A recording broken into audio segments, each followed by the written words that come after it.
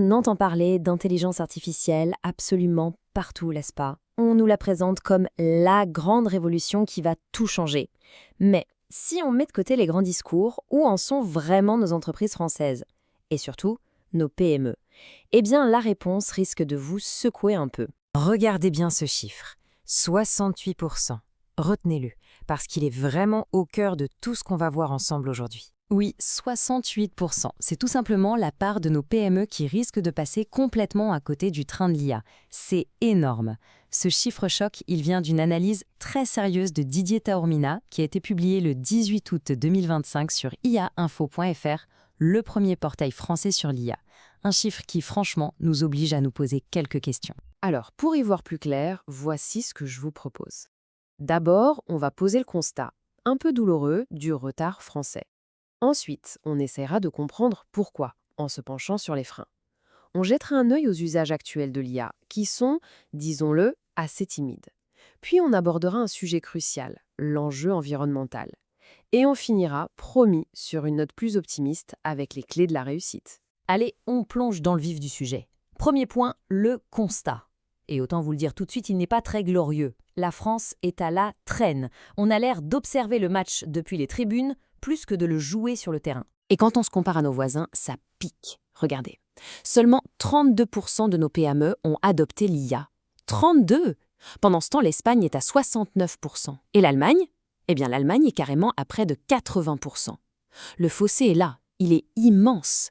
On sent bien que la France teste des choses, mais qu'on n'a pas encore vraiment basculé dans une vraie stratégie d'entreprise. Du coup, la question qu'on se pose tous, c'est « mais pourquoi ?» Pourquoi est-ce qu'on a un tel décalage? Qu'est-ce qui coince chez nous? C'est ce qu'on va décortiquer maintenant. Le tout premier obstacle, c'est le carburant même de l'IA, la donnée. Et là, on a un problème de taille. Vous vous rendez compte? 43% des PME, c'est presque 1 sur 2, n'analysent même pas leurs propres données pour piloter leur activité. Comment voulez-vous construire une fusée si vous n'avez pas de carburant? C'est impossible. C'est le fameux principe, si vous mettez des déchets en entrée, vous obtiendrez des déchets en sortie. Mais la donnée n'est pas le seul problème. Quand on interroge les dirigeants, 4 autres freins reviennent tout le temps. D'abord, le coût, jugé trop élevé. Ensuite, la difficulté de savoir par où commencer, de trouver des applications qui soient vraiment utiles. Après, et c'est un gros morceau, le manque de gens formés en interne. Et enfin, une peur bien normale, la sécurité et la souveraineté de leurs données. Et alors, qui pousse pour l'IA dans ces entreprises? Dans près de 3/4 des cas, c'est le dirigeant lui-même.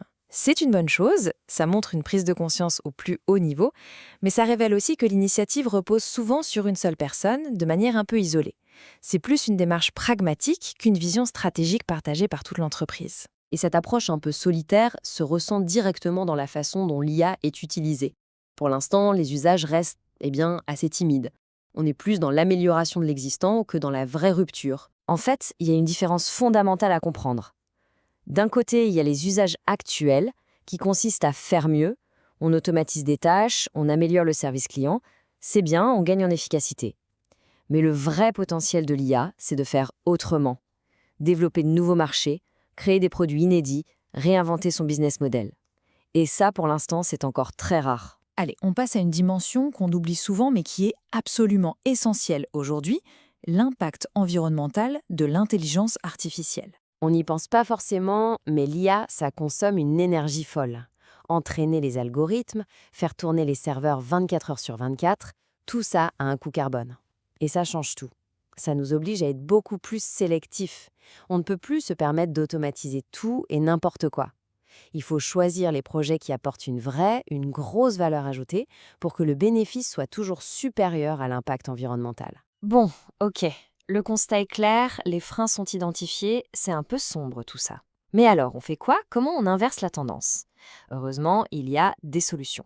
Voyons ensemble les clés de la réussite. L'étude propose une feuille de route assez claire, en 5 étapes.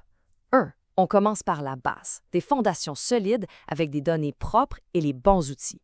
2. On choisit 6 batailles. On se concentre sur des projets avec un retour sur investissement évident. 3. C'est fondamental. On forme et on implique tout le monde. L'IA, c'est l'affaire de tous. 4. On investit massivement dans les compétences. Et enfin, la 5e clé qui englobe tout, on n'oublie jamais de mettre l'humain au centre du projet. Finalement, tout se résume dans cette phrase. L'idée, c'est que ça ne peut fonctionner que si c'est un projet collectif. L'IA ne peut pas rester un sujet technique confiné à un seul service. Pour que les promesses deviennent une réalité, il faut une mobilisation de toute l'entreprise de manière stratégique et organisée. Et tout ça, ça nous amène à une dernière question. Mais cette fois, c'est à vous que je la pose. Que vous soyez dirigeant, manager ou collaborateur, votre entreprise, en toute honnêteté, est-ce qu'elle est vraiment prête à faire ce grand saut ?